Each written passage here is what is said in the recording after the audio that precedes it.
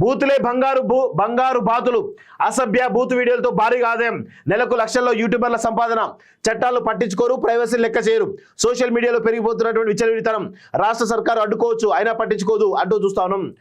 మనం మామూలుగా మాట్లాడే భాషలో పదాలు కొందరు యూట్యూబర్ల దృష్టిలో పచ్చి బూతులకు పర్యాయ పదాలు, సభ్యత ఉన్నవారికి రోతగా అనిపించే మాటల్ని మంచినీళ్ళ ప్రాయంగా వాడేస్తూ వారు రూపొందించే వీడియోలు కాసులు కురిపించే బంగారు బాతులు, అశ్లీల సంభాషణలు వినడానికి అంగలార్చే అధమస్థాయి అభిరుచి ఉన్న వారికి మహారాజ పోషకులు, ద్వంద్వార్థాలు ధ్వనించే థంబ్నెయిల్స్ తో తమ వీడియోలకు వ్యూస్ పెంచుకోవడం వారికి వెన్నతో పెట్టిన విద్య.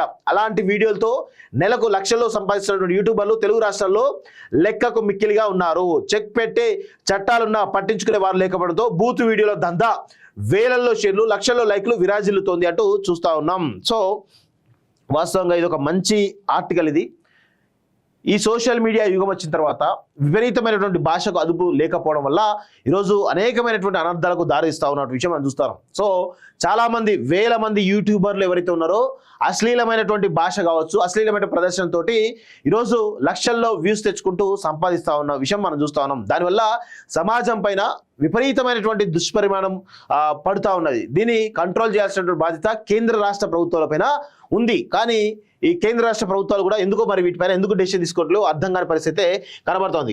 ఇంటి దగ్గరే ఉంటూ దోస్తులతో ఎంజాయ్ చేస్తూ అక్షరం ముక్క రాకపోయినా ఏ మాత్రం కష్టపడకుండా కొందరు ప్రతి నెల లక్షల్లో సంపాదిస్తున్నారు. అది ఎలా అనుకుంటారా? యూట్యూబ్ ఛానల్ ద్వారా. అవును, యూట్యూబ్ ఛానల్లో బూతు అశ్లీల వీడియోలు పెట్టేసి సబ్స్క్రైబర్లను పెంచుకున్నారు. రోజుకో బూతు వీడియో అప్లోడ్ చేసేస్తున్నారు. అశ్లీలత ఎంత ఎక్కువగా ఉంటే ఆదాయం అంత ఎక్కువగా వస్తుంది అన్నట్టుగా చూస్తా ఉన్నాం. సో పెరుగుతాయి. ఇది ప్రస్తుతం రాష్ట్రంలో దేశంలో కొనసాగుతున్నటువంటి విపరీత పోకడ.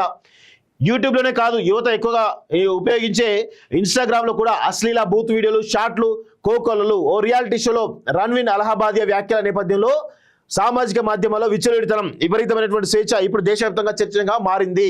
సో ఇలాంటి వారిపై కఠిన చర్యలు తీసుకుంటామని మహారాష్ట్ర ముఖ్యమంత్రి దేవేంద్ర ఫడ్నవీస్తో పాటు ఐటీ శాఖ మంత్రి అశ్విని వైష్ణవ్ కూడా అన్నారు. ఈ పరిణామాల నేపథ్యంలో మన రాష్ట్రం సంగతి ఏంటి? తెలంగాణలో ఎప్పుడో హద్దులు దాటేసినటువంటి తెలుగు యూట్యూబర్ల సంగతి ఏంటి? వీరి విచ్చలవిడితనాన్ని ప్రశ్నించేది ఎవరు? వారికి అడ్డుకట్ట వేసేవారే లేరా? రాష్ట్ర ప్రభుత్వం అడ్డుకోలేదా అన్న ప్రశ్నలు తలెత్తుతున్నాయి అంటూ చూస్తా ఉన్నాం. వేల సబ్స్క్రైబర్లు, లక్షల వ్యూస్ అంటూ చూస్తా ఉన్నాం. సో అడుగడుగున నిబంధనల ఉల్లంఘనలు, ఇలా చాలా వరకు మరి రాష్ట్ర ఐటీ శాఖ ఏం చేస్తుంది? దానిపైన కూడా నియంత్రణ తీసుకురావాల్సిన అవసరం అయితే ఉంది.